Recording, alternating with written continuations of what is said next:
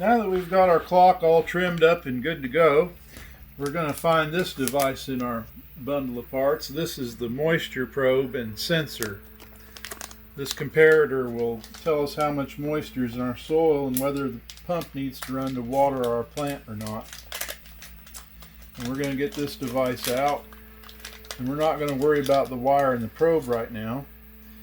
And we're going to take these pins with our pliers, and we're going to bend these straight, because once again we have one of those things where they put crooked pins on for us without our wanting to.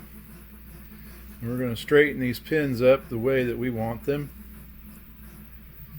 And we ship them that way because if you have the pins folded out, it pokes holes in the bag and causes trouble. So we just go ahead and leave them the way they come.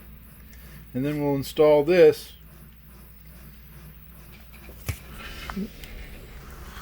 right here.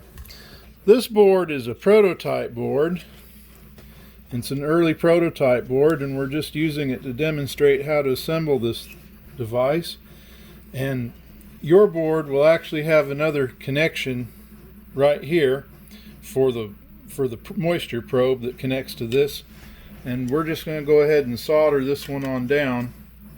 I'll actually have to connect some pins right here to this probe to make this one work.